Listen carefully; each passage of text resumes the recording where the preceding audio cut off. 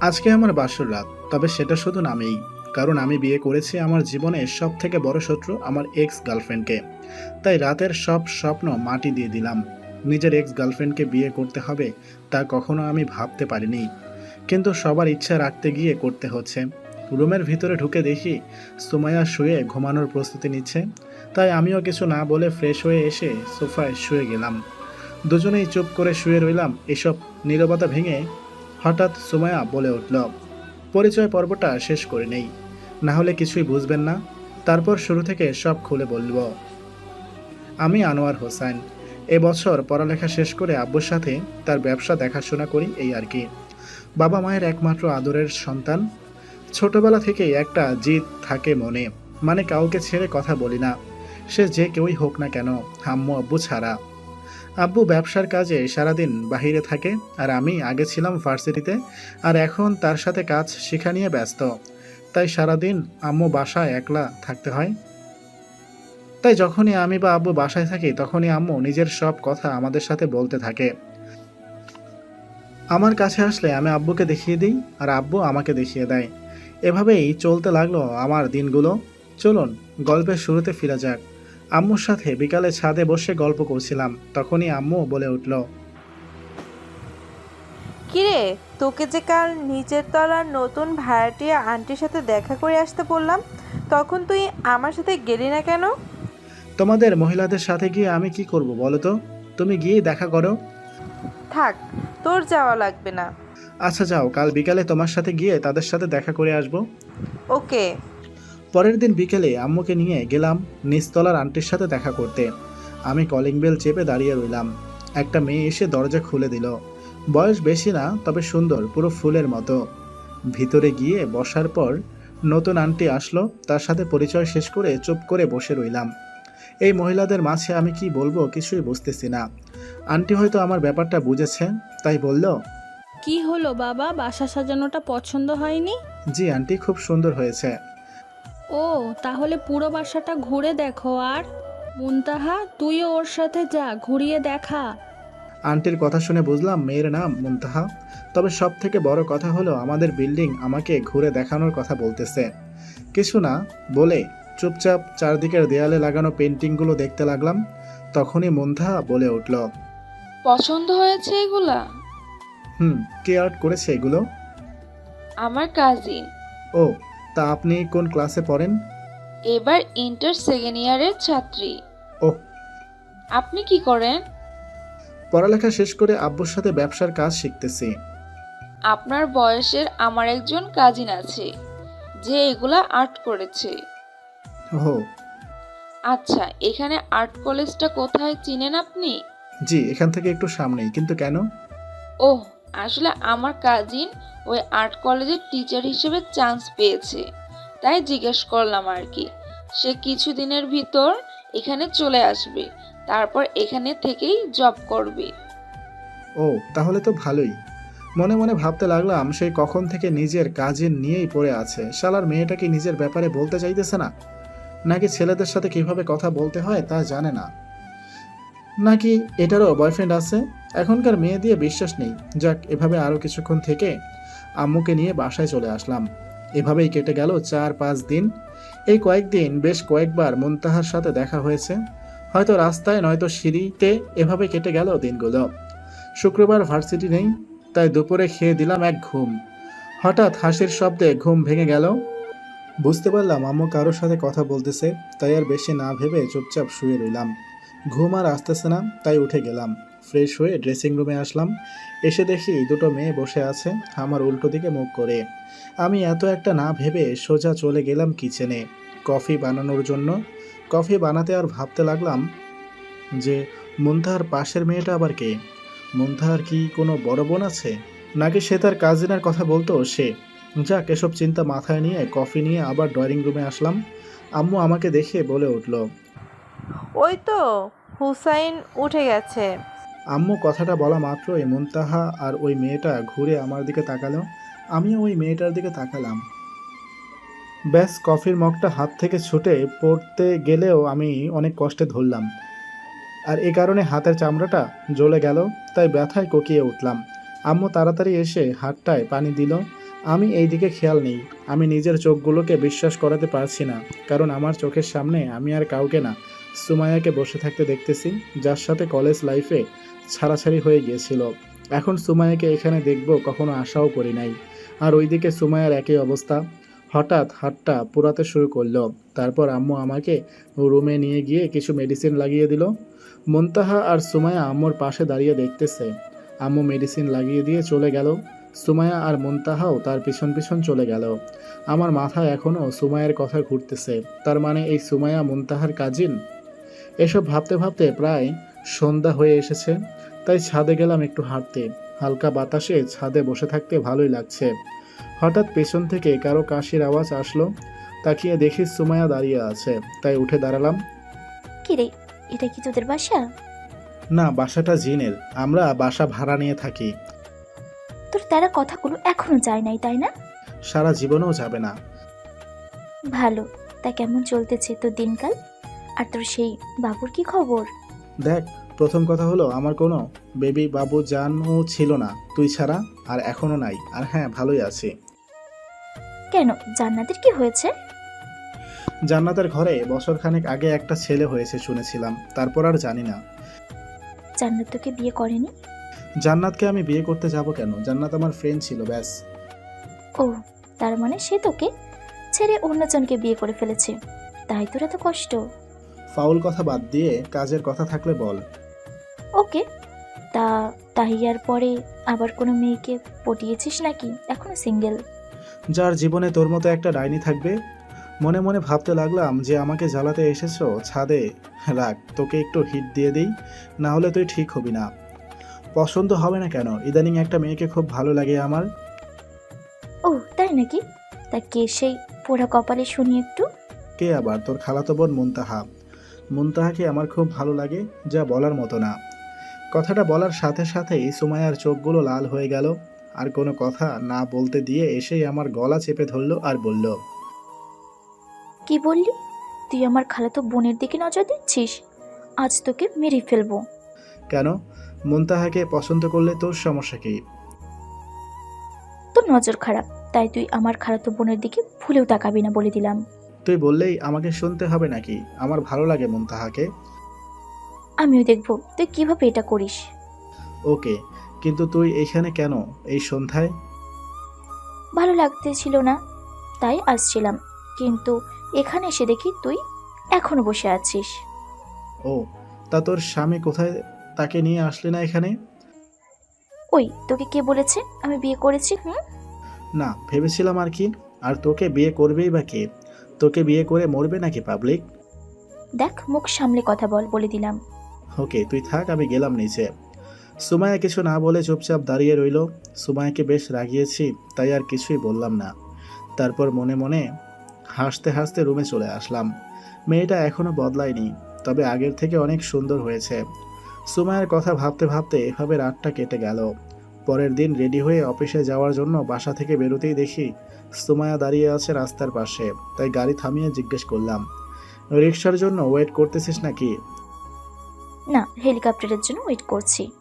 High, তোকে নামিয়ে দিয়ে যাব আমি। আমার অফিসের রাস্তায় তোর আর্ট কলেজ। থাক, লাগবে না, তুই যা, আমি একাই চলে যাব। আচ্ছা, একটা কথা বলতো, তুই কি আমার সাথে ঝগড়া করতে বসে থাকিস নাকি সারাদিন? আর আমি তোর মতো খারাপ না, আর প্রথম দিন দেরি হয়ে গেলে কেমন দেখায় না? তাই বলছি এসব বাদ দিয়ে আয়, গাড়িতে উঠে বস। সুমাইয়া কিছুক্ষণ দাঁড়িয়ে কি যেন ভাবলো, তারপর গাড়িতে উঠে বসে গেল। তারপর আমি গাড়ি চালাতে লাগলাম। হঠাৎ সুমাইয়াকে বললাম, সুমাইয়া, আমার একটা উপকার করবি? তোর উপকার দেওয়া আমি অসম্ভব। আরে আগে শুনে তো দেখ, তারপর না হয় না করে দিস। আচ্ছা বল, শুনি আগে। মুনতাহাকে পটাতে একটু হেল্প কর না প্লিজ। ওই, তোকে কালকেই না বললাম এই সম্পর্কটা আমি মানতে পারবো না? কেন, কি সমস্যা? জানি না। সমস্যা নেই তো, মিলিয়ে দিলেই তো পারিস নাকি? তুই এখনো আমাকে ভালোবাসিস কোনটা? কথাটা বলার সাথে সাথেই সুমাইয়া আমার দিকে অবাক হয়ে তাকালো। আমি নিজেও জানি না কি বলে দিয়েছি। এইদিকে সুমাইয়ার কলেজে চলে আসায় গাড়িটা থামিয়ে দিলাম। সুমাইয়া কিছুক্ষণ অবাক হয়ে তাকিয়ে থেকে নেমে চলে গেল। আমি ভাবতে লাগলাম সুমাইয়ার এভাবে তাকিয়ে থাকার কারণ। আর পাঠক ভাই ও বোনেরা, আপনারা জানলেও বলবেন কেমন। তারপর আমি অফিসে যেতে লাগলাম আর মনে মনে মুখ ফসকে বেরিয়ে যাওয়া কথাটা ভাবতে লাগলাম। সন্ধ্যায় রুমে বসে বসে মোবাইল টিপতেছি, তখন কানে হাসাহাসির শব্দ আসলো। বুঝলাম সুমায়া হয়তো বাসায় এসেছে। কোনো কথা না বলে আমার রুমের দরজায় দাঁড়িয়ে সুমায়া আর আম্মুকে দেখছিলাম। সুমায়া একবার আমাকে দেখে নজর নিচে নামিয়ে ফেলে। আমি কিছু না বলে সুমায়ার দিকে তাকিয়ে রইলাম। কিছুক্ষণ পর রুমে চলে আসলাম, তবে সুমায়া তাকিয়ে আবার নজরটা নামিয়ে ফেলাটা আমাকে ভাবাতে লাগলো। এক বেলায় এত পরিবর্তন ভাবা যায় এগুলো? এসব ভাবতে ভাবতে এই রাতটাও কেটে গেল। এভাবে দিনগুলো কাটতে লাগলো আর সুমায়ার আচরণের পরিবর্তন হতে লাগলো। আমি অবাক হতে লাগলাম দিন দিন। সুমায়া আমাকে দেখলে এখন নজর নামিয়ে চলে যায়। তারপর আমার সাথে কথা বলতে গেলে মনে হয় আনইজি ফিল করে। সুমায়ার হঠাৎ কী এমন হলো যে এসব করছে? এসব নিয়ে চিন্তা হয় অনেক। তবে সুমায়া এখন অবসর সময়টা পার করে, তাই আম্মুও আর আগের মতো আমাদের তার সারাদিনের গল্প শোনাতে আসে না। যাক, এভাবে ভালোই কাটতে লাগলো দিনগুলো। হঠাৎ আব্বু রাতে আমাকে ডেকে গেল ড্রয়িং রুমে যেতে।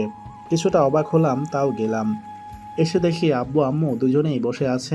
আমাকে দেখে আব্বু বলে উঠল, হুসাইন, আজ আমরা একটা ডিসিশন নিয়েছি। কি ডিসিশন? কাল থেকে তুই অফিস সামলাবি আর আমি রিটায়ার্ড নেব। আব্বু, আমার কিছুদিন সময় লাগবে, তারপর না হয় এইসব নিয়ে চিন্তা করা যাবে।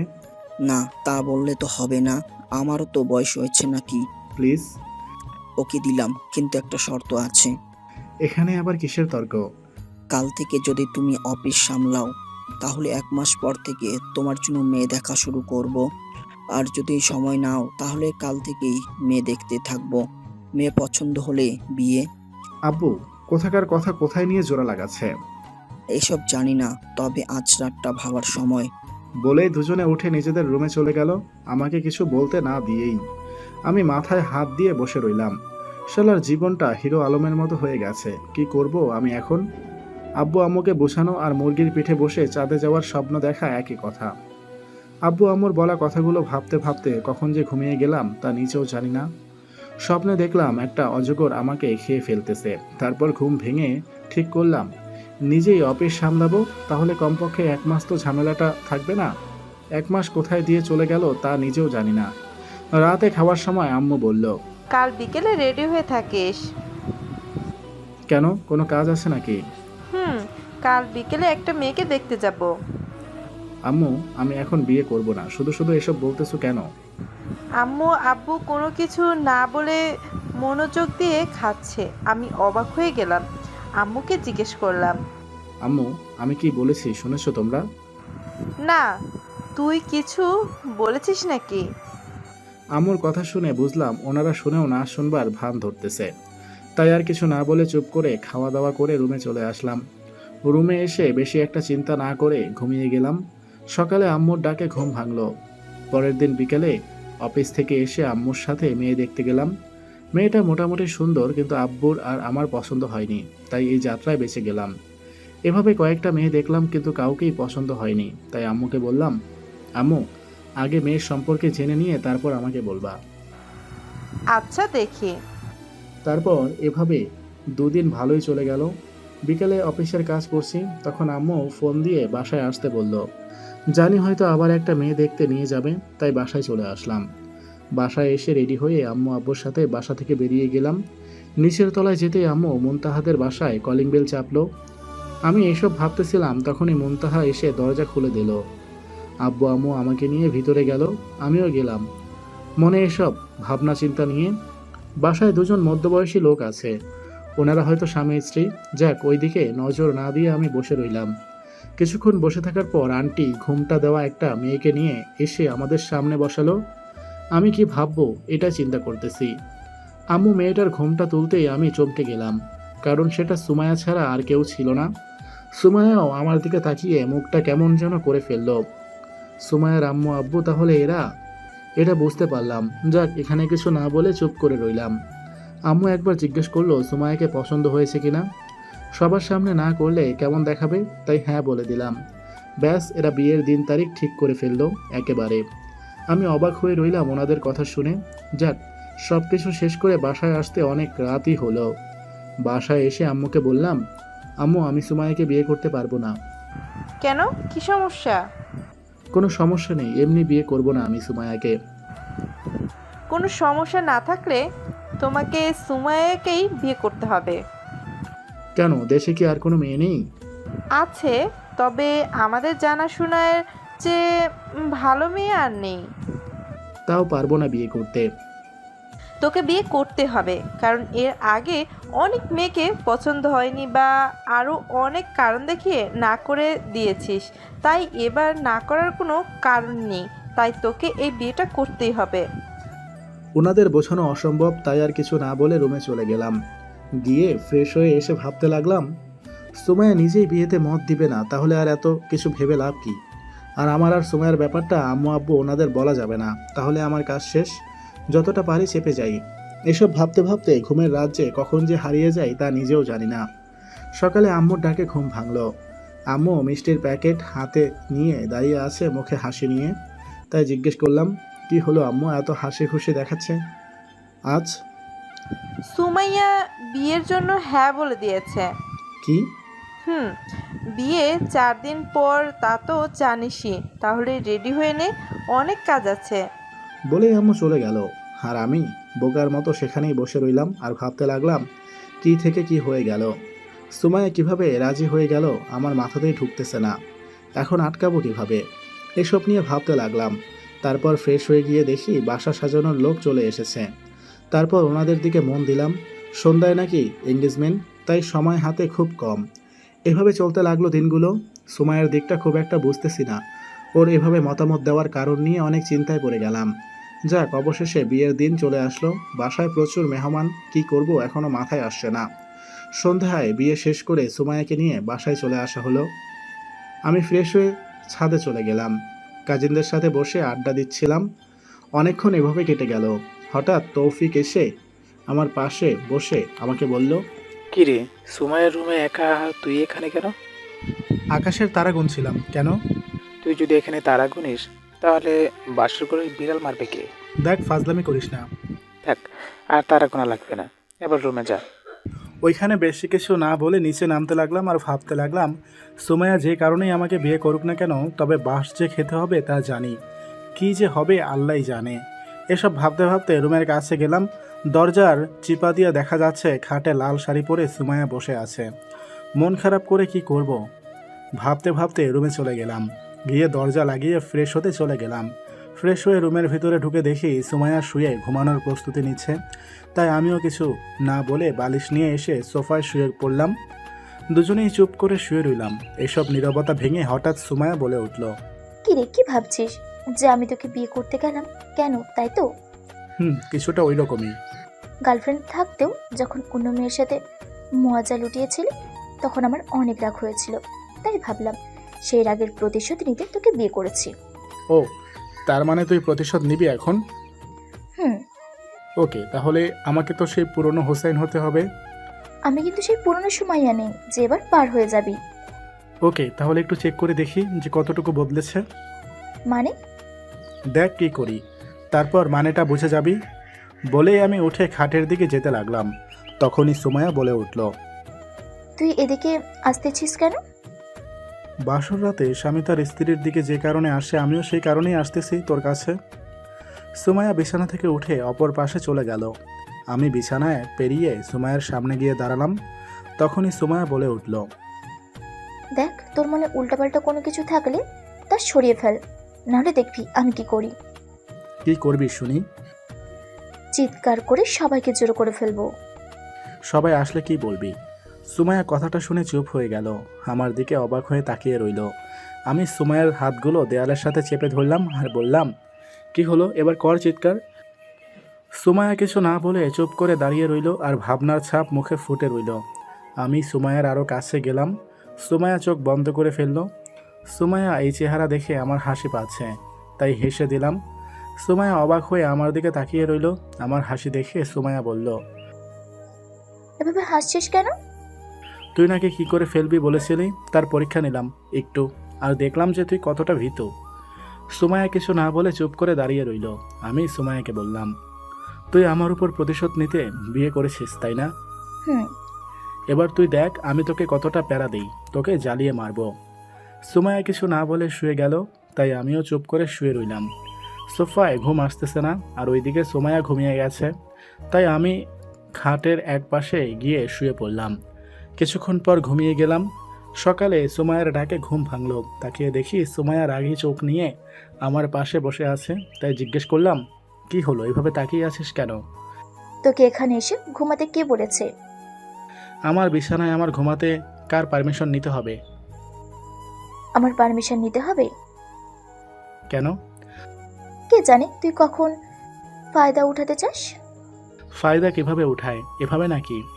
বলেই টান দিয়ে সুমাইয়াকে নিজের বাহুতে নিয়ে নিলাম। সুমাইয়া চোখ বড় বড় করে তাকিয়ে রইল আমার দিকে। তাই আমি বললাম, আর কিভাবে ফায়দা উঠায় বল, আমি একটু উঠাই। ছাড় তুই আমাকে। না ছাড়লে কি করবি শুনি? সুমাইয়া কিছু না বলে চুপ করে রইল। আমি সুমাইয়ার চেহারা দেখে বুঝতে পারলাম বেচারি ফেসে গেছে আমাকে বিয়ে করে। এসব ভাবছিলাম তখনই কেউ দরজায় নক করলো। আমি সুমাইয়াকে ছেড়ে দিয়ে ওয়াশরুমে চলে গেলাম। সুমাইয়া গিয়ে দরজা খুলে দিল। তারপর সুমাইয়াও গিয়ে ফ্রেশ হয়ে গেল। তারপর দুজনে মিলে নিচে গেলাম। নাস্তা শেষ করে রুমে এসে বসে বসে টিভি দেখতে লাগলাম। এভাবে দুপুর পার হয়ে গেল। বিকালে বাইরে যাব বলে ঠিক করলাম। রেডি হচ্ছিলাম, তখনই সুমাইয়া রুমে আসলো। আমাকে দেখে বলল, কি রে, কোথাও যাচ্ছিস নাকি? জাহান্নামে যাচ্ছি, যাবি? না থাক, এইখানে তোর মতো পাবলিকগুলাই থাকে। আমি তো ভালো মানুষ, আমি কি করব? মনে মনে ভাবতে লাগলাম, নিজের কথায় নিজেই মার খেয়ে গেলাম। তারপর আর কিছু না বলে বাইরে চলে গেলাম। বাহিরে কিছুক্ষণ ঘোরাঘুরি করে বাসায় চলে আসার সময় একটা আইসক্রিমের দোকান নজরে পড়ল। সুমাইয়া আইসক্রিম খুব ভালোবাসে, ওর জন্য নিয়ে যাব কিনা ভাবতেছি। কিছুক্ষণ ভেবে কি মনে করে যে কয়েকটা আইসক্রিম কিনে নিলাম। রাত অনেক হয়েছে, তাই ভাবলাম এখন বাসায় যাওয়া যাক। তাই বাসায় চলে আসলাম। বাসায় এসে আইসক্রিমগুলো রেখে ফ্রেশ হতে চলে গেলাম। এসে দেখি সুমাইয়া আইসক্রিম খাওয়া শুরু করে দিয়েছে। আমাকে দেখে বলল, এগুলো কি আমার জন্য এনেছিস? না, আমার রুমে একটা শয়তান থাকে, তার জন্য। সুমাইয়া রাগী চোখ নিয়ে তাকালো। কিছুক্ষণ তাকিয়ে থেকে আবার খাওয়ায় মন দিল। তারপর রাতে খাওয়া দাওয়া শেষ করে রুমে এসে খাটে বসে বসে টিভি দেখতে লাগলাম। কিছুক্ষণ পর সুমাইয়া এসে আমাকে বলল, ওই সোফায় যা, আমি এখন ঘুমাবো। তো ঘুমাতে না করেছি নাকি? তুই ঘুমালে ঘুমা। তুই এখানে ঘুমাবি নাকি? আমার সোফায় ঘুম আসে না। তাহলে আমি আজ থেকে সোফায় ঘুমাবো, তাও তোর সাথে ঘুমাবো না। আমার সাথে ঘুমাবি না কেন? তুই মানুষ খারাপ, তাই। আমি কিছু আর না বলে টিভি দেখতে লাগলাম। সুমাইয়া গিয়ে সোফায় শুয়ে পড়ল। আমি টিভি দেখা শেষ করে গিয়ে সুমাইয়াকে কোলে করে বিছানায় এনে শুয়ে দিচ্ছিলাম। তখনই সুমাইয়া সজাগ হয়ে গেল। তাড়াতাড়ি নিজেকে ছাড়িয়ে নিয়ে আমাকে ধাক্কা দিয়ে বলল, আমাকে এখানে নিয়ে এলি কেন? বউ পাশে না থাকলে ঘুম আসে না, তাই ভাবলাম তোকে এখানে এনে শুয়ে দেই। আমি সোফায় ঘুমাবো। চুপচাপ যা বলতেছি তা শোন। না, আমি সোফায় ঘুমাবো।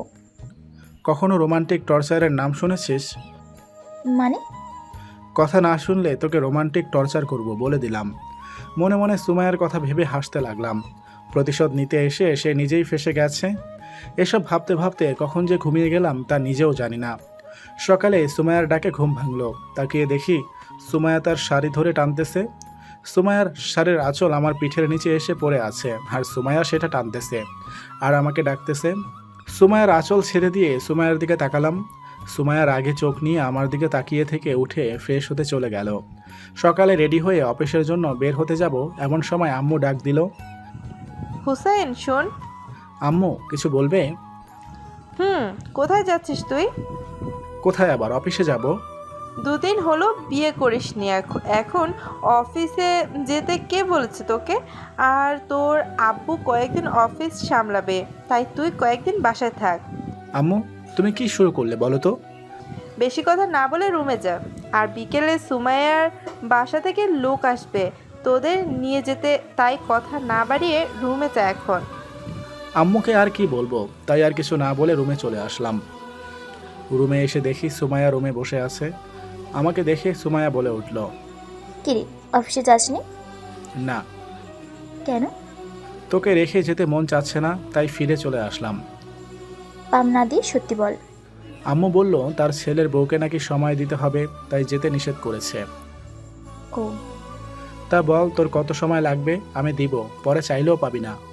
বেশি বকবক না করে ঘুমা। আমার নিচে কাজ আছে, আমি গেলাম। বলে সুমাইয়া চলে গেল। আমি বসে বসে টিভি দেখতে লাগলাম। এভাবে বিকেল হয়ে গেল। বিকেলে বসে বসে মোবাইল টিপতেছি, তখন সুমাইয়া রুমে এসে ফ্রেশ হতে চলে গেল।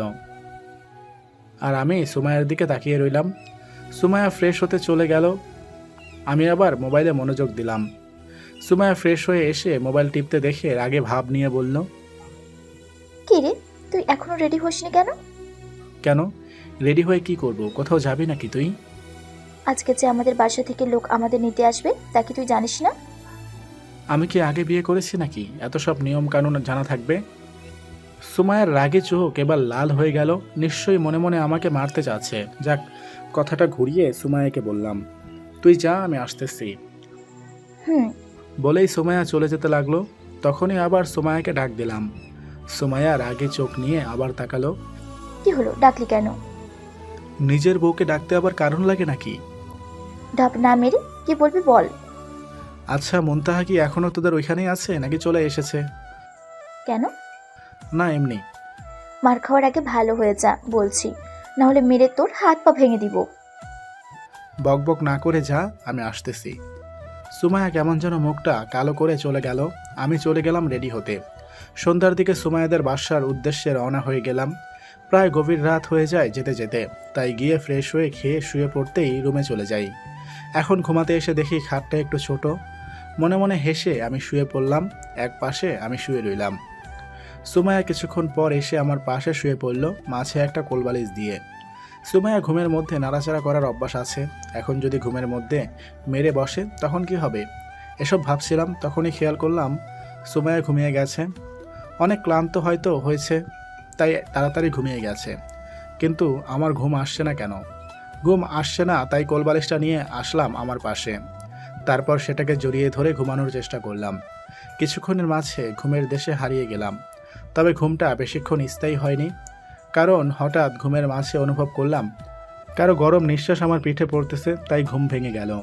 পেছনের দিকে ঘুরবো, তখন দেখি সুমাইয়া আমাকে পিছন থেকে জড়িয়ে ধরে ঘুমিয়ে আছে, আর তার নিঃশ্বাসটাই আমার ঘাড়ে পড়তেছে। আমি কিছু না বলে চুপচাপ শুয়ে রইলাম আগের মতো, আর ঘুমানোর ট্রাই করতে লাগলাম। কিন্তু সুমাইয়ার গরম নিঃশ্বাসটা কেমন যেন লাগতেছে, আজব একটা ফিলিংস উকি দিতে লাগলো। তখনই মনে পড়লো সেই পুরনো দিনগুলো, যখন আমি কলেজ লাইফে ছিলাম। সুমাইয়াকে আমি তখন নিজের থেকেও বেশি ভালোবাসতাম। হয়তো সুমাইয়াও আমাকে নিজের থেকে বেশি ভালোবাসতো, কিন্তু সুমাইয়া আমাকে সন্দেহ করতো বেশি। আর সন্দেহের কারণটা ছিল আমার বেস্ট ফ্রেন্ড জান্নাতকে নিয়ে। জান্নাত আমার সাথে সারাদিন চলাফেরা করতো, আর সুমাইয়া ভাবতো তার সাথে আমার সম্পর্ক আছে, আর এটা নিয়েই যত ঝামেলা। একদিন সুমাইয়া এই বিষয়টা নিয়ে আমাকে অনেক প্যারা দেয়, তারপর ব্রেকআপ করে ফেলি। অনেক দিন রাতে আমি কেঁদেছিলাম। তারপর আস্তে আস্তে সব ঠিক হয়ে যায়। তারপর সুমাইয়া কলেজ ছেড়ে চলে যায়। তারপর সুমাইয়ার সাথে দেখা হয় মুনতাহাদের বাসায়, আর তারপর থেকে তো আপনারা সব জানেনই। এসব ভাবতে ভাবতে সকাল হয়ে গেল, তাই আবার ঘুমানো ট্রাই করতে লাগলাম।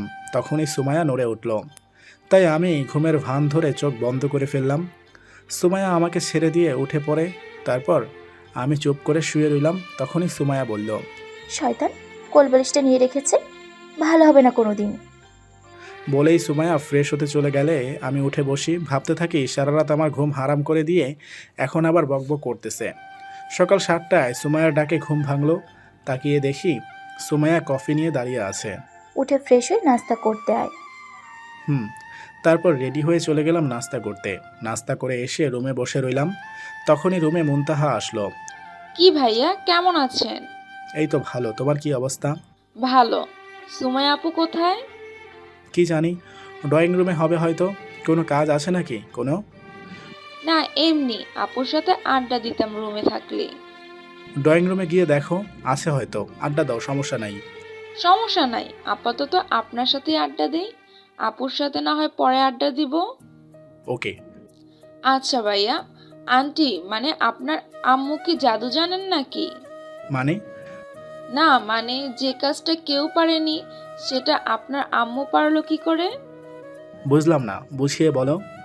মানে হলো সুমাইয়া আপুকে এই নিয়ে মনে হয় 1000টা ছেলে দেখতে এসেছে, কিন্তু না করে দিয়েছে। কিন্তু আন্টি যখন আপনার বিয়ের কথা বলতে এসেছে তখন আপু খুব সহজে রাজি হয়ে যায়।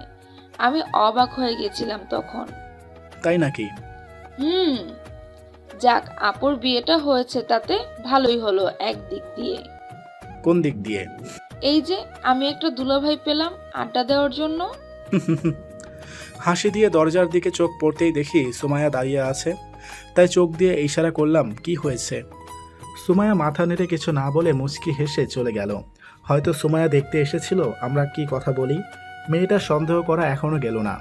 এসব ভাবতে ভাবতে ঠোঁটের কোণে মুচকি হাসি চলে আসলো। মুচকি হাসি দেখে মুনতাহা বলল, কি হলো, একা একা হাসতেছেন কেন? তারপর মুনতাহা আরও কিছুক্ষণ গল্প করে চলে গেল। আমিও দিলাম একটা ঘুম। ঘুম ভাঙলে সুমাইয়ার ডাকে। উঠে ফ্রেশ হয়ে খাবার খেয়ে আবার রুমে চলে আসলাম। কিছুক্ষণ পর সুমাইয়া রুমে এসে আমার পাশে শুয়ে পড়ল। তাই জিজ্ঞেস করলাম, কিরে, ক্লান্ত হয়ে গেছিস নাকি? না, কেন? তাহলে ফ্রেশ না হয়ে শুয়ে পড়লি যে? এমনি ভালো লাগছে না তাই। ও, তা বাসায় যাব কবে? কালকেই তো আসলি, এত বাসায় যাওয়ার জলদি কেন? এমনি। আগামীকাল বিকেলে ফিরবো, আমরা এখন ঘুমাবো। আমার ঘুম আসছে না, তুই ঘুমা। ওকে। বলেই সুমাইয়া চোখ বন্ধ করে শুয়ে রইল। আমিও মোবাইল টেপায় মন দিলাম। কিছুক্ষণ পর সুমাইয়ার দিকে নজর গেল। দেখে মনে হলো সুমাইয়া ঘুমিয়ে গেছে। তাই সুমাইয়ার দিকে ভালো মনে একটু তাকালাম। মেয়েটা ঘুমের মাঝে একদম নিষ্পাপ লাগে। তাই তাকিয়ে রইলাম কিছুক্ষণ পর উঠে গিয়ে হাত মুখ ধুয়ে রুমে আসলাম। হঠাৎ চোখ গেল টেবিলের উপর রাখা সুমাইয়ার ডায়েরিটার উপর। কি মনে করে যেন ডায়েরিটা হাতে নিলাম। হবে না, পরে ভাবলাম আমার বউয়ের সবই তো আমার, তাই পড়তে লাগলাম। ডায়েরিটা পড়তে লাগলাম আর বুঝতে লাগলাম যে সুমাইয়া এখনও আমাকে ভালোবাসে। কিন্তু সেই পুরনো সন্দেহের কারণে মেনে নিতে পারছে না। লেখাগুলোর সাথে আমার কিছু ছবিও এঁকেছে মেয়েটা, পারেও বটে। এসব ভাবতে ভাবতে খাটে এসে বসলাম। সুমাইয়ার দিকে তাকিয়ে কেন জানি আলাদা মায়া হতে লাগলো মেয়েটার প্রতি। তবে যে করেই হোক সুমাইয়ার ভুলটা ভাঙাতে হবে, না হলে এভাবে পাশে বউ থেকে নিজেকে কন্ট্রোল করাটা অসম্ভব হয়ে যাচ্ছে। কি করা যায় এটা নিয়ে ভাবতে লাগলাম। সুমাইয়াকে জড়িয়ে ধরে শুয়ে পড়লাম। সুমাইয়া গভীর ঘুমে আচ্ছন্ন, তাই সে নিজের মতো করে ঘুমাতে লাগলো। বিকালে সুমাইয়াকে নিয়ে গ্রামের ভিতরে একটু হেঁটে আসলাম। মনটা হালকা হয়ে গেল। রাতে খাওয়া দাওয়া করে শুয়েছিলাম। সুমাইয়াও এসে আমার পাশে শুয়ে পড়ল। কিছুক্ষণ পর সুমাইয়া হঠাৎ আমাকে জিজ্ঞেস করে বসলো, আচ্ছা, তুই কি বিকেলে আমাকে ঘুমের মাঝে জড়িয়ে ধরেছিলি? মুখে কথা আটকে গেল, কি বলবো বুঝতেছি না। তাও পরিস্থিতি সামলাতে বললাম, কই না তো। ও ভালো, আর ভুলেও ধরার চেষ্টা করবি না। ও হ্যালো, পেতনিকে জড়িয়ে ধরার কোনো শখই আমার নেই। থাকবে কিভাবে? অফিসে গিয়ে তো হাজার মেয়েকে জড়িয়ে ধরে থাকিস, তাহলে বউকে জড়িয়ে ধরবি কোথা থেকে? কথাটা সোজে গিয়ে কলিজায় আঘাত করলো। তাই সুমাইয়াকে টান দিয়ে দেয়ালের সাথে এনে চেপে ধরলাম। সুমাইয়া অবাক হয়ে গেল হঠাৎ এমন আচরণ দেখে। আমি নিজের অজান্তেই সুমাইয়ার একদম কাছে চলে গেলাম আর সুমাইয়াকে বললাম, তুই কি চাস আমি তোকে জড়িয়ে ধরে কিস করি? না। তাহলে কেন বললি যে বউকে জড়িয়ে ধরি না, অন্য মেয়েকে জড়িয়ে ধরি সারাদিন? তাহলে এই পেতনিকে বিয়ে করতে গেলি কেন? যা সত্যি তাই তো বললাম। কি সত্যি? ব্যাস, আর কোনো কথা না বলে সুমাইয়ার ঠোঁটগুলো নিজের আয়ত্তে নিয়ে নিলাম। সুমাইয়ার চোখ বড় বড় হয়ে গেল। মিনিট দুয়েক পরে ছেড়ে দেই। সুমাইয়া আঠাস ঠাস করে চর মেরে চোখ বন্ধ করে ফেলে।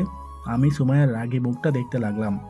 আর যদি এসব ফাউল কথা শুনি তাহলে বাকি সব কিছু কেড়ে নিব, মনে রাখিস। বলেই আমি গিয়ে শুয়ে পড়লাম। সুমাইয়া কিছুক্ষণ ওইভাবেই দাঁড়িয়ে ছিল, তারপর এসে আমার পাশে শুয়ে পড়ল।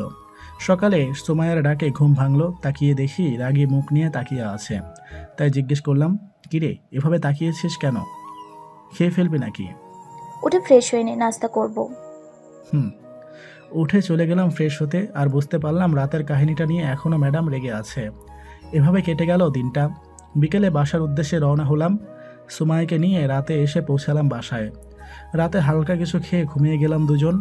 সকালে উঠে অফিসে চলে গেলাম নিজের মতো করে। বিকেলে অফিস থেকে বাসায় আসতে খেয়াল করলাম সুমাইয়া রাস্তার পাশে দাঁড়িয়ে আছে, গাড়ির বা রিক্সার জন্য অপেক্ষা করছে। তাই গাড়ি নিয়ে সুমাইয়ার সামনে থামলাম। সুমাইয়া রাগী ভাব নিয়ে তাকিয়ে আবার মুখ ঘুরিয়ে নিল। মেয়েটার ইগো দেখে অবাক না হয়ে পারলাম না। এভাবে দাঁড়িয়ে থাকবে তাও আসবে না, কেমনটা লাগে। তাই বললাম, কিরে উঠিস না কেন? আমি পরে যাব, তুই যা। বেশি বকবক করলে কাল রাতের। সুমাইয়া এবার রাগী চোখে তাকিয়ে গাড়িতে উঠে বসলো। চুপ করে বসে রইল আর বেশি কিছু স্টুডেন্ট আমাদের দিকে তাকিয়ে রইল। আচ্ছা সুমাইয়া, তুই যে বিবাহিতা এটা তোর স্টুডেন্টরা জানে নাকি? কেন?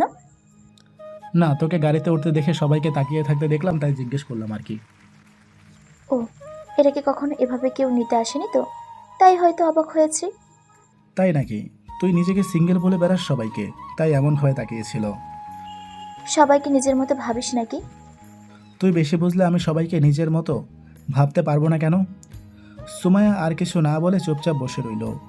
রাতে খাওয়া দাওয়া করে ছাদে চলে গেলাম, গিয়ে জান্নাতকে কল দিলাম। কল ধরে জান্নাত বলল, ওকে, কি অবস্থা তোর? ভালো, তোর কি খবর? আর খবর? আচ্ছা শোন, তোর একটা হেল্প লাগবে আমার। কি হেল্প? আর সুমাইয়ার কি খবর? ভালো। এবার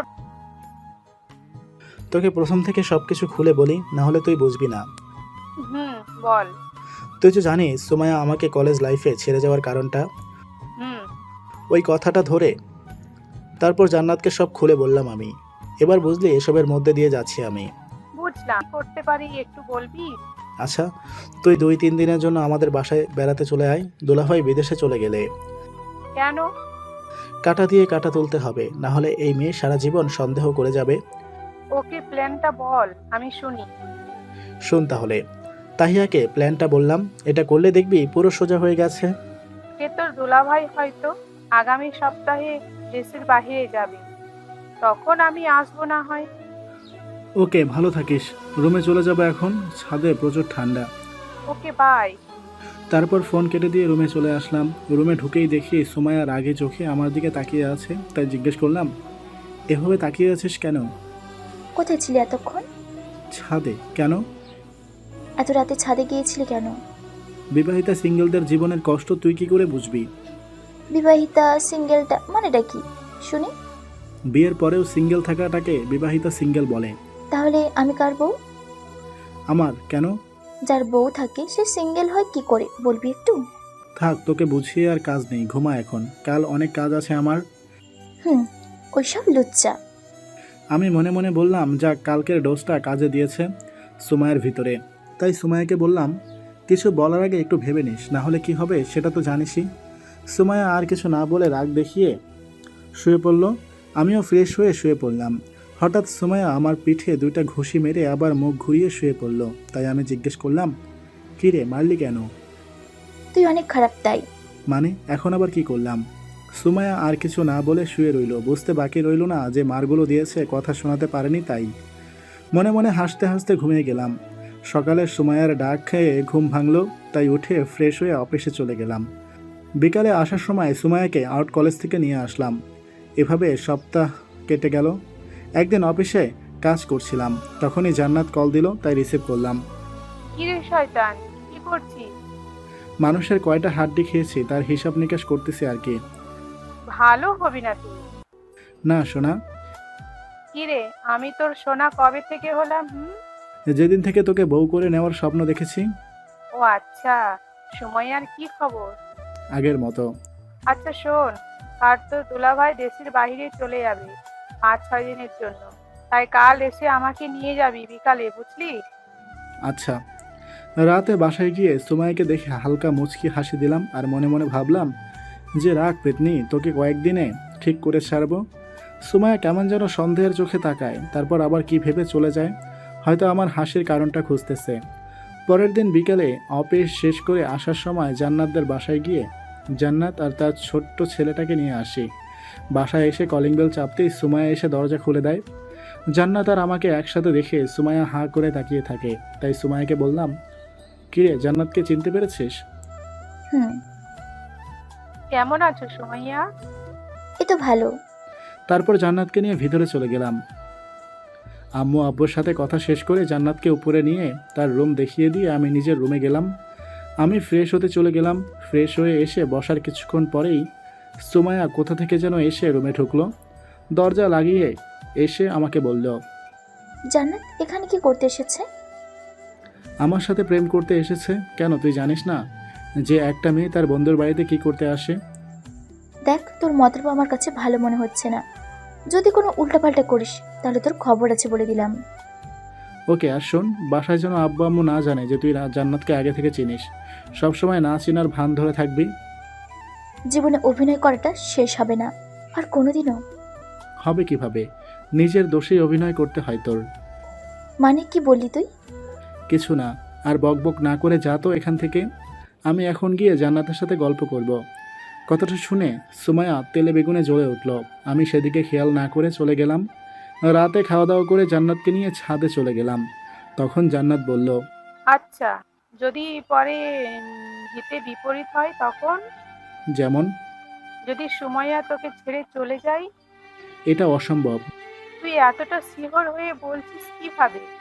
দেখ, যেই মেয়েকে হাজারবার বলার পরেও বিয়ের কথা রাজি হয়নি, আর আমার কথা বলার সাথে সাথে রাজি হয়ে গেছে, তার মানে সুমাইয়া এখনও আমাকে পাগলের মতো ভালোবাসে। আর যেহেতু একবার হারিয়ে পেয়েছে, তাই এত সহজে ছেড়ে যাবে বলে মনে হয় না। তার মানে তুই তার ভালোবাসার ফায়দা তুলছিস? না, শুধু সুমাইয়ার সন্দেহটা ভাঙতেছি। বুঝলাম। আরেকটা কথা, সুমাইয়ার সাথে যে আমার সম্পর্ক ছিল এটা বাসায় জানে না। তুইও কিছু বলিস না। তুই শুধু আমাকে চিনিস আর সুমাইয়াকে কষ্ট করে ভাবি বলে ডাকিস প্লিজ। ওকে, সমস্যা নাই। জান্নাতের সাথে আরও কিছুক্ষণ গল্প করে নিচে চলে আসলাম। তারপর জান্নাতকে তার রুমে দিয়ে আমি আমার রুমে চলে আসলাম। রুমে ঢুকে অবাক হয়ে গেলাম লাইট অফ করা রুমের। লাইটটা অন করতেই দেখি সুমাইয়া শুয়ে আছে এক পাশে। তাই সুমাইয়াকে বললাম, কী রে, ঘুমায় গেছিস? ওই পাশ থেকে কোনো উত্তর আসলো না, তাই আমিও ফ্রেশ হয়ে এসে শুয়ে পড়লাম। সকালে জান্নাতের কল দেওয়াতে ঘুম ভাঙলো। উঠে দেখি সুমাইয়া এখনও ঘুমাচ্ছে। তাই আর না ডেকে ফ্রেশ হয়ে নিচে গিয়ে দেখি জান্নাত বসে আছে। আম্মুকে কফি দিতে বলে দুজনে বসে গল্প করতে লাগলাম। কিছুক্ষণ পর সুমাইয়া আসলো ঘুম থেকে উঠে আমাদের একসাথে দেখে। মুখটা কালো করে চলে গেল রান্নাঘরে। আমি আর জান্নাত তার এই মুখ দেখে হাসতে হাসতে শেষ। তারপর নাস্তা শেষ করে অফিসে চলে গেলাম। বিকালে অফিস শেষ করে এসে দেখি সুমাইয়া রুমে বসে আছে। আমি কোনো কথা না বলে ফ্রেশ হতে চলে গেলাম। ফ্রেশ হয়ে এসে রেডি হতে লাগলাম আয়নার সামনে দাঁড়িয়ে। তখন সুমাইয়া পেছনে এসে দাঁড়ালো। তাই সুমাইয়ার দিকে ঘুরে জিজ্ঞেস করলাম, কী রে, কী হয়েছে? সুমাইয়া কোনো কথা না বলে পেছন থেকে ছুরি বের করে আমার গলায় ঠেকায়। আমি অনেকটা অবাক হয়ে গেলাম। তখনই সুমাইয়া বলল, অন্য মেয়েকে নিয়ে এত লুটুপুটু কিসের? হ্যাঁ, কোথায় কি করলাম? আর তুই এটা নামা, না হলে লেগে যাবে গলায়। না, আগে তুই বল, এই মেয়ের সাথে এত কিসের বকবক তোর? কেন, তুই না ভাবিস যে জান্নাত আমার পুরনো প্রেমিকা? তাহলে পুরনো প্রেমিকার সাথে কত কথাই থাকতে পারে। সুমাইয়া কিছু না বলে ভাবতে লাগলো কি জানো। তখনই আমি বললাম, সর, জান্নাত বসে আছে আমার জন্য, তোর সাথে পরে কথা বলবো। তুই আবার যদি ওই মেয়েটার কাছে? তো তোর কাছে বসে থেকে কি করব? সর, জান্নাতের সাথে প্রেম করি গিয়ে, বলেই সুমাইয়াকে পাশ কাটিয়ে চলে গেলাম। সুমাইয়া হাঁ করে তাকিয়ে রইল। বুঝলাম কথাটা ভালোই কাজে দিয়েছে। রাতে খাওয়া দাওয়া করে জান্নাতের সাথে অনেকক্ষণ গল্প করে রুমে এসে দেখি সুমাইয়া জেগে বসে আছে। তাই বললাম, কিরে, ঘুমাসনি এখনো? না, কেন, তোর কোনো সমস্যা? না, তাতে আমার কি সমস্যা থাকবে? বলে ওয়াশরুমে ফ্রেশ হতে চলে গেলাম। আর ভাবতে লাগলাম, সুমাইয়াকে আমি জেনে বুঝে অবহেলা করতেছি, যেন সে বুঝতে পারে যে ওর সন্দেহটা মিথ্যা ছিল। ওয়াশরুম থেকে বেরিয়ে এসে দেখি সুমাইয়া কি নিয়ে যেন চিন্তা করতেছে। তাই বললাম, কিরে, কি নিয়ে এত চিন্তা করতেছিস? সুমাইয়া চিন্তার জগৎ থেকে বেরিয়ে আসলো আমার কথা শুনে। তারপর বলল, ভাবতেছি চাঁদে যাব। ভাব না নিয়ে ঘুমা, বলেই আমি শুয়ে গেলাম। সুমাইয়াও শুয়ে গেল। সকালে আবার সেই জান্নাতের ফোনে ঘুম ভাঙলো। উঠে ফ্রেশ হয়ে নিচে গিয়ে দেখি জান্নাত বসে আছে। আমাকে দেখি জান্নাত বলল, হুসাইন রাতে তোর দুলাভাই ফোন দিয়েছিল, বলেছে সে নাকি পরশু ফিরবে। তো তুই কি কালকে ফিরে যাবি নাকি? কাল বিকালে চলে যাব। ওকে, তাহলে রাতেই ডোজটা দিয়ে দিব সুমাইয়াকে। ওকে। সুমাইয়া কিছুক্ষণ পর ঘুম থেকে নিচে আসলো। আমাদের আবার একসাথে দেখে কিছুক্ষণ তাকিয়ে থেকে রান্নাঘরে চলে গেল। কিছুক্ষণ পর সুমাইয়া একটা কফির মগ এনে জান্নাতকে দিয়ে আমাকে বলল, হুসাইন, একটু উপরে আয়, আমাকে একটু হেল্প করে দিয়ে যা প্লিজ। কি হেল্প? আসলেই দেখতে পারবি, আয়। ওকে। তারপর সুমাইয়াকে নিয়ে রুমে আসলাম। রুমে ঢুকতেই সুমাইয়া দরজা লাগিয়ে দিয়ে আমার কাছে আসলো। তাই আমি জিজ্ঞেস করলাম, দরজা লাগালি কেন? দরজা লাগানোতে পাপ হয়ে গেছে নাকি আমার? না, আচ্ছা বল, তোর কি হেল্প লাগবে যে নিচ থেকে ডেকে উপরে নিয়ে আসলি? মনটা ভালো না, তাই তোর সাথে গল্প করব বলে নিয়ে এসেছি। তুই কি পাগল যে সবার সামনে থেকে ডেকে নিয়ে এসেছিস? কেন, ডেকে আনাটা কি দোষ হয়েছে? আচ্ছা বাদ দে, এদিকে আয়। না, যা বলার দূর থেকেই বল। আচ্ছা বল, কিসের জন্য তোর মন খারাপ? বললে কি তুই সেটা ঠিক করে দিতে পারবি? যদি পারি তাহলে তো ঠিক করেই দিব। কলিজাতে ঘা হচ্ছে, পারবি ঠিক করে দিতে? এটা তো ডাক্তারের কাজ, এভাবে মন খারাপ করে বসে না থেকে ডাক্তারের কাছে যা, তাহলেই তো হয়। এখানেই তো সমস্যা। কিসের সমস্যা? এই যে এই রোগের ডাক্তারই বলে ডাক্তারের কাছে যেতে। বুঝলাম সুমাইয়ের কলিজায় এতদিনে হারানোর ভয়টা ঢুকেছে, তবে সন্দেহের ভূতটা না তাড়ালেই নয়। মনে মনে ভাবা দেখে সুমাইয়া বলল, কি রে, কি এত ভাবছিস? তোর কথার কোনো আগা মাথা বুঝলাম না। আচ্ছা বাদ দে, নিচে আয়, নাস্তা করে অফিসে যাব। সুমাইয়া মাথা নেড়ে হ্যাঁ বলল। আমি আর কিছু না বলে নিচে চলে আসলাম। বসে বসে ভাবতে লাগলাম যে সন্ধ্যায় কিভাবে আগুনটা লাগানো যায়। তারপর কিছুদিন ম্যাডাম পড়লেই সব ঠিক হয়ে যাবে আপনা আপনি। নাস্তা করে চলে গেলাম অফিসে। বিকালে আসার সময় সুমাইয়াকে কলেজ থেকে নিয়ে আসলাম। এসে ফ্রেশ হয়ে কিছুক্ষণ মোবাইল টিপলাম। রাত 8টায় জান্নাতকে ফোন দিয়ে বললাম ছাদে যেতে। জান্নাত ছাদে চলে গেলে আমি রান্নাঘরে গিয়ে দেখি আম্মু আর সুমাইয়া রান্না করায় ব্যস্ত। তাই সুমাইয়াকে বললাম, সুমাইয়া আমার আর জান্নাতের জন্য 2 কাপ কফি বানিয়ে দিতে পারবে প্লিজ? কোথা দিয়ে আসতে হবে? ছাদে আছি আমরা। ওকে, আমি নিয়ে আসছি। আমি চলে গেলাম ছাদে, গিয়ে দেখি জান্নাত দাঁড়িয়ে আছে। আমাকে দেখেই বলল, কি রে, বলে এসেছিস? আমি নজর রাখছি সে আসে কিনা, আসলেই শুরু হবে, আর তুই গিয়ে ওইখানে বসে থাক। কিছুক্ষণ পর সুমাইয়াকে উপরে আসতে দেখে আমি গিয়ে জান্নাতের পাশে গিয়ে দাঁড়ালাম। তারপর জান্নাতকে বলতে লাগলাম, তুই বিয়েটা করতে গেলি কেন পেতনি? বিয়ের আগেই তো আমরা কত ভালো ছিলাম। বিয়ে তো একদিন করতেই হতো, তাই আগেই করে ফেললাম। তোকে আজকে একটা কথা বলতে চাই। এটা অবশ্য অনেক আগেই বলতাম, কিন্তু বলতে পারি নাই, তাই অবেলায় বলতে হচ্ছে। কি কথা বল। জানিস আমি তোকে পছন্দ করতাম, একরকম ভালোই বাসতাম কলেজ লাইফে। কেন এখন বাসিস না? প্রথম ভালোবাসাকে ভুলতে পারে বল? পড়ে পিচ্ছি, বাদ দে। এখন সুমাইয়া যে কোনো সময় আসতে পারে, তাই বাদ দে এসব কথা। তাই ভালো। সুমাইয়াকে তুই ভালোবাসিস? হুম। তাহলে আমাকেও যে ভালোবাসিস বললি, এটার মানে কি? বাদ দে, এটার হিসাব তুই বুঝবি না। তার চেয়ে ভালো তুই চাঁদ দেখ। দেখ, চাঁদটা কি সুন্দর করে উঠেছে। তারপর দুজনে চুপচাপ দাঁড়িয়ে রইলাম। কিছুক্ষণ পর সুমাইয়া গলায় কাশি দিল। দুজনে একদম নর্মালভাবে কফির মগটা নিয়ে আমি সুমাইয়াকে বললাম, থ্যাঙ্কস। সুমাইয়া কিছু না বলে চলে গেল। তবে চাঁদের হালকা আলোয় বুঝতে পারলাম সুমাইয়ার চোখে পানি জমে আছে। অনেক কষ্ট পেয়েছি এই 4টা বছরে। আমি তার সুদ তো নিয়েই ছাড়ব। দেখ এবার কেমন লাগে। এসব ভাবছিলাম, তখন জান্নাত বলে উঠল, হুসায়ন, কোথায় বেশি করে ফেললাম না তো? না সব ঠিক আছে। ওকে আয়, নিচে যাই কফি শেষ করে। কফি শেষ করে নিচে চলে আসলাম। কিচেনে মগটা রেখে জান্নাতের সাথে বসে গল্প করতে লাগলাম। রাতে খাওয়া দাওয়া করে রুমে শুয়ে মোবাইল টিপতে লাগলাম। তখনই সুমাইয়া রুমে এসে লাইট অফ করে আমার পাশে এসে শুয়ে পড়ল। কথাগুলোর রিয়াকশনটা কেমন হবে চেক করার জন্য কিছু না বলে সুমাইয়াকে পেছন থেকে জড়িয়ে ধরলাম। সুমাইয়ার কোনো রেসপন্স নাই, শুধু চুপ করে শুয়েই রইল। বুঝলাম এবার ম্যাডাম পাহাড়ের নিচে আসছে। কিছুদিন যাক, তারপর সব কিছু বুঝিয়ে বলবো। সকালে আবার জান্নাতের ফোনে ঘুম ভাঙল। উঠে দেখি সুমাইয়া ঘুমাচ্ছে উল্টো দিকে মুখ করে। তাই আর না ডেকে ফ্রেশ হয়ে নিচে চলে গেলাম। কিছুক্ষণ পর সুমাইয়াও নিচে গেল, কিন্তু সব থেকে অবাক হলাম যে সুমাইয়া আমার দিকে একবারও না তাকিয়ে সোজা কিচেনে চলে গেল।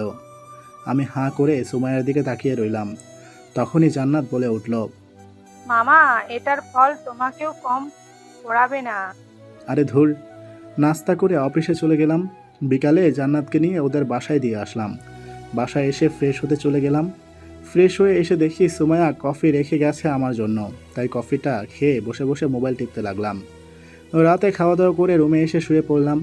কিছুক্ষণ পর সুমাইয়া এসে গতকালের মতো লাইট নিভিয়ে দিল। তারপর এসে আমার পাশে শুয়ে পড়ল। সকালে উঠে দেখি সুমাইয়া পাশে নেই। তাকিয়ে দেখি 8টা বাজে। সুমাইয়া ডাক দেয় নাই আজকে আমাকে। কিছুটা অবাক হলাম। উঠে ফ্রেশ হয়ে গিয়ে নাস্তা করে অফিসে চলে গেলাম। সুমাইয়াকে নাস্তা করার সময় একবারও দেখলাম না। অফিস থেকে ফেরার সময় ভাবলাম সুমাইয়ার কলেজ থেকে সুমাইয়াকে নিয়ে যাব, কিন্তু গিয়ে দেখি সুমাইয়া নেই, হয়তো চলে গেছে। তাই চলে আসলাম বাসায়। ফ্রেশ হয়ে বাইরে আসতেই দেখি কফি রাখা আমার জন্য। বুঝলাম আমি ওয়াশরুমে চলে গেলে এই টাইমটাতে কফি রেখে যায়। রাতে খাওয়ার টেবিলে গিয়ে দেখি সুমাইয়া নেই, তাই আম্মুকে জিজ্ঞেস করলাম, আম্মু সুমাইয়া কোথায়? ওহ ওকে। সুমাইয়া তো রান্নাঘরে কি যেন বানাবে বলল, আর ওইখানেই খেয়ে নেবে বলল। খাওয়া দাওয়া করে রুমে এসে শুয়ে পড়লাম। কিছুক্ষণ পর সুমাইয়া এসে আগের মতোই লাইট অফ করে আমার পাশে শুয়ে পড়ল। সুমাইয়াকে আজকে সারা দিনও একবারও দেখলাম না, তাই ভাবলাম সুমাইয়া ঘুমিয়ে গেলে একবার দেখে নিব। যেই ভাবা সেই কাজ। 2টার দিকে মোবাইলের ফ্ল্যাশ লাইট অন করে দেখলাম সুমাইয়া ঘুমিয়ে আছে। তাই সুমাইয়াকে আমার দিকে ঘুরালাম। সুমাইয়ার মুখের দিকে তাকিয়ে আমি অবাক হয়ে গেলাম, কারণ মুখটা আজকে অনেক শুকিয়ে গেছে, আর কাঁদতে কাঁদতে হয়তো ঘুমিয়েছে। চোখের কোণে পানি লেগে আছে এখনও। আচ্ছা, সুমাইয়া ঠিকভাবে খাওয়া দাওয়া করে তো নাকি? 2 দিন ধরে একবারও ভালোভাবে খেতে দেখলাম না, নাকি আমার উপর রাগ করে খাওয়া দাওয়া বন্ধ করে দিয়েছে? যাক, এখন আর জাগিয়ে লাভ নেই, কালকে দেখব কি করা যায়। এমনিতেই হাড্ডির মতো চিকন, তার উপর আবার না খেয়ে থাকলে হয়তো না খেয়ে আছে। এভাবে আরও কিছুদিন কেটে গেল। এই মেয়েকে তো বাতাসে উড়িয়ে নিয়ে যাবে। এসব ভাবতে ভাবতে কখন যে ঘুমিয়ে গেলাম তা নিজেও জানি না। সকালে ঘড়ির অ্যালার্মে ঘুম ভাঙলো, তাকিয়ে দেখি 7টা বাজে। তাই উঠে ফ্রেশ হতে চলে গেলাম। তবে এটা বুঝতে পারলাম সুমাইয়া ডাকার বদলে ঘড়িতে অ্যালার্ম দিয়ে চলে গেছে। মেয়েটা আসলেই পাগল। তবে আমাকে যে সন্দেহ করে 4 বছর ভুগিয়েছে তার সাজা আরও কিছুদিন ভোগ করুক ম্যাডাম, না হলে ঠিক হবে না, বুঝছেন পাঠকগণ। এভাবে 2 দিন কেটে গেল। বিকালে অফিস করতেছিলাম, তখনই আব্বুর কল আসলো। রিসিভ করতেই আব্বু বলল, হুসাইন, তুই এখন বাসায় আয় একটু। কেন, কি হয়েছে? আয়, তুই তারপর বলতেছি। ওকে, আমি আসছি। তারপর অফিস থেকে বেরিয়ে সোজা বাসায় চললাম। আর ভাবতে লাগলাম যে হঠাৎ করে আব্বুর এত জরুরি তলব কেন? সুমাইয়া আব্বুকে কিছু বলেছে নাকি অন্য কোনো কারণ? এসব ভাবতে ভাবতে বাসায় চলে আসলাম। ভিতরে আসতেই দেখি আব্বু আম্মু বসে আছে, কিন্তু সুমাইয়াকে কোথাও দেখলাম না। কিন্তু আব্বু রেগে আছে প্রচুর মনে হলো, তাই আব্বুকে জিজ্ঞেস করলাম, কি হয়েছে আব্বু, এত জরুরি আসতে বললে? আব্বু কিছু না বলে আমার কাছে আসলো। তারপর কোনো কথা না বলে ঠাস করে গালে একটা চর বসিয়ে দিল। আমি অবাকের শেষ সীমানায় পৌঁছে গেলাম, কারণ বুদ্ধি হওয়ার পর থেকে আব্বু এই প্রথম আমার গায়ে হাত তুলেছে। আমি গালে হাত দিয়ে দাঁড়িয়েছিলাম আর ভাবছি আব্বু কেন মারল। তখনই আব্বু বলে উঠল, তুই কি করলি এটা? আর একটু হলে জানিস মেয়েটার কত বড় ক্ষতি হয়েছে তো। আব্বু তুমি কিসের কথা বলছো? আবার কথা বলিস? তুই কি এখনো বাচ্চায় আছিস, নাকি যে যা ভালো লাগে তাই করবি? আমি কি করেছি সেটা বলবে তো নাকি? আব্বু কিছু না বলে শুধু রাগে ভাব নিয়ে তাকিয়ে আছে। তখনই আম্মু বলে উঠল, আবার জিজ্ঞেস করিস কি করেছিস? আচ্ছা, তুই সুমাইয়াকে কি বলেছিস বলতো? সুমাইয়াকে কি বলবো আবার? আমি তো সুমাইয়াকে কিছুই বলি নাই। ও, তুই কিছু বলাস নাই? তাহলে মেয়েটা এমনি এমনি খাওয়া দাওয়া বন্ধ করে দিয়েছিল, আর আজকে দুপুরে মাথা ঘুরে পড়ে যায়। মানে? আজকে দুপুরে মাথা ঘুরে পড়ে যায়, তারপর আমরা তাকে হসপিটালে নিয়ে যাই। তখন ডাক্তার বলে না খেয়ে থাকার জন্যই নাকি মাথা ঘুরে পড়ে গিয়েছে। এখন বল, তুই কি এমন বলেছিস মেয়েটাকে যে খাওয়া দাওয়া বন্ধ করে দিয়েছিল? আম্মু, সুমাইয়া এখন কোথায়? মেহেরপুর সদর হসপিটালে। আচ্ছা তোমরা থাকো, আমি সুমাইয়াকে নিয়ে একবারে আসবো। সাবধান, এবার যদি কিছু বলেছিস মেয়েটাকে তাহলে তোর খবর আছে বলে দিলাম। আচ্ছা ঠিক আছে, আমি গেলাম, তোমরা থাকো বলে বাসা থেকে বেরিয়ে গেলাম। হসপিটালে গিয়ে রিসেপশনে সুমাইয়ার খবর নিয়ে সুমাইয়ার রুমে গেলাম। গিয়ে দেখি হাতে স্যালাইন লাগিয়ে রেখেছে আর সুমাইয়া ঘুমিয়ে আছে। আমি সুমাইয়ার পাশে বসে ওর মুখটা দেখতে লাগলাম। অনেক শুকিয়ে গেছে সুমাইয়া। এই কয়েকদিন না খেয়ে চেহারা নষ্ট করে ফেলেছে, তাই কেমন যেন মায়া হতে লাগলো সুমাইয়ার উপর। আমি বসে রইলাম সুমাইয়ার পাশে। কিছুক্ষণ পর একজন ডাক্তার আসলো সুমাইয়াকে দেখতে, তাই জিজ্ঞেস করলাম, সুমাইয়াকে কবে নিয়ে যেতে পারবো? চাইলে এখনই নিয়ে যেতে পারেন, ওর কিন্তু খাবারের উপর নজরদারি রাখতে হবে কড়াভাবে। একবেলা খাবারের জন্য মিস না করে, আর ফলমূলের জুস খাওয়াতে হবে বেশি করে। আচ্ছা ঠিক আছে, সুমাইয়ার ঘুম ভাঙলেই সুমাইয়াকে আমি নিয়ে যাব। Okay bye, be careful. And thanks. Welcome. বলেই ডাক্তার চলে গেল আর আমি আবার সুমাইয়ার পাশে বসে রইলাম। রাত 8টায় সুমায়ার ঘুম ভাঙল। সুমায়া নড়ে ওঠায় আমি উঠে ওর কাছে গেলাম। সুমায়া আমাকে দেখে মুখ অন্য পাশে ঘুরিয়ে নিল। এবার রাগ উঠে গেল, তাই সুমায়াকে বললাম, ওই এদিকে মুখ ফিরিয়ে তাকা বলছি। কিন্তু না, ম্যাডামের ইগো বেশি, তাই ওই দিকেই ফিরে আছে। তাই জোর করে সুমায়াকে আমার দিকে ঘুরালাম আর ধমক দিয়ে বললাম, চুপ করে তাকিয়ে থাক, না হলে মেরে এখানেই গালগুলো লাল করে দিব।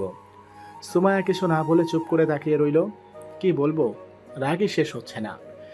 নিজেই ভুল বুঝে চলে গেছে 4 বছর আগে, আবার এখন নিজেই নাক ফুলিয়ে বসে আছে। তাই বললাম, চলো বাসায় যাব। আমি যাব না ওই বাসায়। কেন? ওই বাসাতে দম বন্ধ হয়ে আসে। আপনি গিয়ে আম্মু আব্বুকে পাঠিয়ে দিন। আমি নতুন বাসা ভাড়া নিয়ে তাদের সাথে ওইখানে থাকবো। রাগে এবার মাথাটা ছিঁড়ে যেতে লাগলো। তাই কিছু না বলে রুম থেকে বেরিয়ে নিচে রিসেপশনে চলে আসলাম। এসে সুমায়াকে রিলিজ করার সব ফর্মালিটি পূরণ করে আমি আবার উপরে গেলাম। গিয়ে সুমায়াকে বললাম, চলো বাসায় যাব। বললাম তো যাব না আমি। আপনি গিয়ে আব্বু আম্মুকে পাঠিয়ে দিন। বুঝছি, সোজা কথায় কাজ হবে না বলে সুমায়াকে সোজা কোলে তুলে নিলাম। সুমায়া অবাক হয়ে আমার দিকে তাকালো। আমি সুমায়াকে নিয়ে গাড়িতে উঠলাম। তারপর গাড়ি নিয়ে চলে গেলাম সোজা একটা নদীর নির্জন পারে। সুমায়াকে কোলে করে নিয়ে একটা বেঞ্চে বসালাম। তারপর সুমায়ার সামনে দাঁড়িয়ে বললাম, তোমার কি আমাকে মানুষ মনে হয় না? সুমায়া কিছু না বলে চুপ করে রইল। তাই বললাম, কথার উত্তর না দিলে মেরে এই নদীতে ফেলে দিয়ে যাব বলে দিলাম। বল, আমাকে কি তোর মানুষ মনে হয় না? তার মানে তুই নিজের ইচ্ছা মতো আমাকে নিয়ে খেলবি আর আমি কিছু করলেই ভাব নিবি? এটা কোন ধরনের কথা? আমি কি তোকে না করেছি নাকি? জান্নাত নিয়ে তুই যা ইচ্ছে কর, আমি তোকে কিছুই বলবো না। থাপ্পড় দিয়া তোর দাঁত ফালায় দিমু বেশি বুঝলে। ওই, আমি তোরে বলছি আমি জান্নাতকে পছন্দ করি বা ভালোবাসি? না, তবে ওই দিন ছাদে আমি সব শুনেছি তোদের কথা। সব শুনেছি তোদের কথা। আমি আর জান্নাত ইচ্ছে করে তোকে এসব কথা শুনিয়েছি। কারো মনে আঘাত করলে কেমন লাগে এবার বুঝলি তো? মানে? রাখ, তোকে বুঝাচ্ছি। বলেই ফোনটা বের করে জান্নাতকে ফোন দিলাম আর লাউড স্পিকার দিয়ে দিলাম। জান্নাত ফোন রিসিভ করে বলল, হুসাইন, সুমাইয়ার কি অবস্থা এখন? ভালো। আসলে ওই দিন সুমাইয়াকে সাহেস্তা করতে গিয়ে তুই বেশি করে ফেলেছিলি, তাই দেখলি আজকে কি একটা অবস্থা হয়ে গেল। আচ্ছা এখন সুমাইয়াকে সব সত্য বলে দে, না হলে বেচারি না খেয়ে মরে যেতে পারে এমন আছে। ওকে রাখি, আল্লাহ হাফেজ। আল্লাহ হাফিজ। ফোন রেখে দিয়ে সুমাইয়ার দিকে তাকিয়ে দেখি সুমাইয়ার আগে চোখ নিয়ে আমার দিকে তাকিয়ে আছে। সুমাইয়া তখন বলল, তার মানে তোরা দুজনে মিলে ওই দিন আমার সাথে নাটক করছিলি? তা নয় তো কি? তোর মনে হয় জান্নাতকে যদি আমি ভালোবাসতাম তাহলে জান্নাতকে অন্য কোথাও বিয়ে হতে দিতাম? তাহলে আমাকে এতদিন কষ্ট দিলি কেন? এমনি মন চেয়েছে তাই। কি মন চেয়েছে তাই এতটা কষ্ট দিবি আমাকে? সুমায়া বলে রাগে চোখ লাল, নীল, হলুদ, সবুজ রং ধারণ করলো। তারপর আমার কাছে এসে ঠাস করে একটা চর বসিয়ে দিল গালে। তখন আমিও দেরি না করে সুমায়ার গালে ঠাস করে চর বসিয়ে দিলাম। সুমায়া গালে হাত দিয়ে বলল, আমাকে মারলি কেন তুই? আগে বল, তুই মারলি কেন আমাকে? তুই আমাকে এতদিন কষ্ট দিয়েছিস তাই। তোকে 5 দিন কষ্ট দেওয়ায় একটা চর দিয়েছিস, তাহলে হিসাব কর আমাকে যে ভুল বুঝে 4 বছর কষ্ট দিয়েছিস, তাহলে তুই কয়টা চর পাও না? হিসাব করে দিব নাকি সবগুলো? সুমায়া কান্না মুখে দাঁড়িয়ে রইল আমার সামনে। কখন যে কান্নার বৃষ্টি শুরু হয়ে যায় আল্লাহই জানে। তাই বললাম, এই চুপ, একদম কাঁদবি না। আচ্ছা সরি, যা, আর জীবনও তোকে সন্দেহ করব না। এবারের মতো মাফ করে দে আমাকে। কানে ধর আগে। আচ্ছা এনে ধরলাম, এবার তো মাফ করে দে। জীবনে যদি আর কোনোদিন সন্দেহ করিস তাহলে এরপর আর কিছু না বলে হাতে ডিভোর্স পেপার দিয়ে তোকে তোর বাসায় পাঠিয়ে দিব। সরি, সেই দিন আর আসবে না। এখন বল মাফ করছিস কি না? এবার এদিকে। ব্যাস, সুমায়া গিয়ে আমাকে জড়িয়ে ধরলো। এভাবে কিছুক্ষণ থাকার পর আমি বললাম, তোর মনে কি এখনো আমাকে নিয়ে কোনো সন্দেহ আছে? না, কেন? তাহলে এত আস্তে জড়িয়ে ধরেছিস কেন? শরীরে কি আর জোর নেই? এখনো সুস্থ হইনি, সুস্থ হওয়ার পর শক্ত করে জড়িয়ে ধরবো। তাহলে থাপ্পড় মারার সময় এত শক্তি আসলো কোথা থেকে তোর হাতে? থাপ্পড় তো আসতেই মেরেছিলাম, শক্তি নেই বলে। মিথ্যা কথা। ইস, কি জোরে মেরেছিস, এখনো ব্যথা করতেছে। চুপ, মিথ্যে কথা না বলে আয়, বাসায় যাই। আম্মু আব্বু বসে আছে। চল। তারপর সুমাইকে নিয়ে চলে আসলাম। আসার পথে সারাটা রাস্তা সুমাইয়া আমার হাতটা জড়িয়ে ধরে কাঁধে মাথা রেখে শুয়েছিল। বাসায় ঢুকতেই দেখি আব্বু আম্মু সুমাইকে নিয়ে ব্যস্ত হয়ে গেল, আর আমার দিকে দুজনেই রাগে চোখ নিয়ে তাকালো। আমি কিছু না বলে রুমে গিয়ে ফ্রেশ হয়ে নিলাম। ওয়াশরুম থেকে বাইরে আসতেই দেখি সুমাইয়া দাঁড়িয়ে আছে, তাই বললাম, ফ্রেশ হয়ে আয়, খেতে যেতে হবে। হুম। বলেই সুমাইয়া ফ্রেশ হতে চলে গেল। তারপর নিচে গিয়ে খাওয়া দাওয়া করে উপরে চলে আসলাম। রাতে এসে আমি শুয়ে রইলাম। কিছুক্ষণ পর সুমাইয়া এসে দরজা লাগিয়ে আমার পাশে শুয়ে পড়ল। আমি সুমাইয়াকে জ্বালানোর জন্য কোলবালিশ জড়িয়ে ধরে শুয়ে পড়লাম। সুমাইয়া কেমন রাগে ভাব নিয়ে আমার দিকে তাকিয়ে রইল। তারপর হঠাৎ সুমাইয়া কোলবালিশটা টেনে নিয়ে গেল। আমি তাকাতেই দেখি সুমাইয়া কোলবালিশটা জানালা দিয়ে নিচে ফেলে দিল। তারপর বিছানায় এসে লাল নীল হলুদ রাখি চোখ নিয়ে তাকিয়ে আছে আমার দিকে। তাই জিজ্ঞেস করলাম, কিরে কোলবালিশ নিলি কেন, আর এভাবে তাকিয়ে আছিস কেন? বউ থাকতে কোলবালিশ জড়িয়ে ধরেছিস কেন? তুই এসে চুপচাপ শুয়ে গেলি, তাহলে আমি কি করব? তাই কোলবালিশটা জড়িয়ে ধরে শুয়েছিলাম। সুমাইয়া কিছু না বলে চুপচাপ আমার বুকে মাথা দিয়ে শুয়ে পড়ল। আমিও কিছু না বলে চুপচাপ জড়িয়ে ধরলাম। সুমাইয়ার রাগটা এখনো কমেনি, বুঝতে পারতেছি। কি জানি করে আল্লাহই জানে। হঠাৎ সুমাইয়া আমার বুকে কামড়ে ধরল। তাই সুমাইয়াকে বললাম, ওই কি করছিস, ছাড়, ব্যথা পাচ্ছি তো। ওই ছাড়, ব্যথা পাচ্ছি তো, প্লিজ ছাড়, আর হবে না। মনে হয় কথাটা কাজে দিয়েছে, তাই সুমাইয়া কামড় ছেড়ে দিয়েছে। কামড় ছেড়ে দিয়ে বলল, মনে থাকে যেন। তুই কি ভালো হবি না কোনোদিন? এভাবে কেউ কামড় দেয়? উফ, ব্যথায় ছিঁড়ে যাচ্ছে জায়গাটা। সুমাইয়া কোনো উত্তর না দিয়ে চুপচাপ জড়িয়ে ধরে শুয়ে রইল। তাই আমিও আর কোনো কিছু না বলে ঘুমিয়ে গেলাম। এভাবে কেটে গেল সপ্তাহখানেক। সুমাইয়া পুরো সুস্থ, আর আজকে সুমাইয়ার বার্থডে, তাই বাড়িতে হালকা সাজলাম। বন্ধু বান্ধব সবাইকে দাওয়াত দিলাম। রুমে এসে দেখি রেডি হয়ে বসে আছে সুমাইয়াকে নিয়ে নিচে গেলাম। তারপর সব কিছু হলো। অনুষ্ঠান শেষ করে সব কিছু গোছাতে প্রায় 3টা বেজে গেছে। তাই ফ্রেশ হয়ে ঘুমানোর জন্য রেডি হতে লাগলাম। কালকে শুক্রবার, তাই কোনো চাপ নেই, সময় নিয়ে সব কিছু করলাম। সুমাইয়া আজ অনেক খুশি। সুমাইয়া ফ্রেশ হয়ে এসে আমাকে জড়িয়ে ধরল, আমার দিকে তাকিয়ে বলল, আজকে আমি অনেক খুশি। বুঝলাম। আর কিছু বলবি নাকি ঘুমাতে যাব? আরে শোন না, তোর সাথে একটা কথা আছে। কি কথা? তুই তো আজকে আমাকে এত সুন্দর একটা জিনিস গিফট দিলি, তো তো আমি তোকে একটা রিটার্ন গিফট দেব। কি গিফট? যেটা বাসরাতে পাওনা ছিলি সেটা। মানে? হুম। বলেই সুমাইয়া আমাকে ধাক্কা দিয়ে দেয়ালের সাথে লাগিয়ে ফেললো। তারপর আমার ঠোঁটগুলো সুমাইয়া নিজের আওতাভুক্ত করে ফেললো। সকালে ঘুম ভেঙে দেখি সুমাইয়া এখনও ঘুমাচ্ছে। তাই আমি কিছুক্ষণ সুমাইয়ার দিকে তাকিয়ে রইলাম। তার মুখে পড়ে থাকা এলোমেলো চুলগুলো তার কানে গুঁজে দিলাম। সুমাইয়া হালকা নড়ে আমাকে আরও শক্ত করে জড়িয়ে ধরলো। আমি তাকিয়ে রইলাম এক নজরে তার সেই মায়াবী মুখের দিকে। কিছুক্ষণ এভাবে তাকিয়ে থেকে নিজেকে বাস্তবে ফিরিয়ে আনলাম। ঘড়ির দিকে তাকিয়ে দেখি 8টা বাজে। তাই ভাবলাম, এত তাড়াতাড়ি ঘুম ভেঙে গেল। সুমাইয়াকে হালকা করে ডাক দিতেই সুমাইয়া বলল, ঘুমাতে দে। বলেই আমার উপরে উঠে শুয়ে পড়ল। আমি আর কি বলবো, তাকিয়ে রইলাম সুমাইয়ার দিকে আর ভাবতে লাগলাম, যাক, মেয়েটাকে বুঝতে পেরেছি, পাগলিটা আসলে আমাকে অনেক ভালোবাসে। এসব ভাবছিলাম, তখনই সুমাইয়া চোখ খুলল। তাই সুমাইয়াকে বললাম, আচ্ছা সুমাইয়া, তোকে একটা কথা জিজ্ঞেস করি। বল। তুই আমাকে এত সন্দেহ করিস কেন? দেখ, তোকে অন্য মেয়ের সাথে দেখলে আমার অনেক খারাপ লাগে, তার উপর ভয় লাগে যদি ওই মেয়েটা তোকে আমার থেকে ছিনিয়ে নিয়ে যায়। তাই তোকে আঁকড়ে রাখতে চাই, তাই সন্দেহ হয় এত।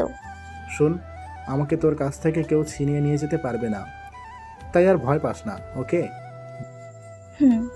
বলেই সুমাইয়া আবার বুকে মাথা দিয়ে শুয়ে পড়ল। আমি সুমাইয়াকে জড়িয়ে ধরে ভাবতে লাগলাম, পাগলিটা আমাকে নিয়ে এত চিন্তা করে, আমাকে হারানোর ভয়ও নিয়ে থাকে দেখি। পাগলি কোথাকার। মনে মনে হালকা হেসে দিলাম। এসব ভাবতে ভাবতে কখন যে আবার ঘুমিয়ে গেলাম তা বলতে পারবো না। এমন পাগলি সবার লাইফে থাকলে প্যারা দিবে, এটা ঠিক। তবে আপনার লাইফে ভালোবাসার কোনো কমতি হবে না। সমাপ্ত। এই গল্পটা আপনাদের কেমন লেগেছে তা কমেন্ট করে জানাতে ভুলবেন না। আর এই গল্পটা যদি ভালো লাগে, এরকম গল্প যদি আপনারা নিয়মিত শুনতে চান, তাহলে অবশ্যই আমাদের এই চ্যানেলটি সাবস্ক্রাইব করে ফেলুন। আজকের মতো বিদায় নিচ্ছি, তবে যাচ্ছি না, আবারও ফিরে আসবো নতুন কোনো গল্প নিয়ে। সে পর্যন্ত সবাই ভালো থাকবেন, সুস্থ থাকবেন।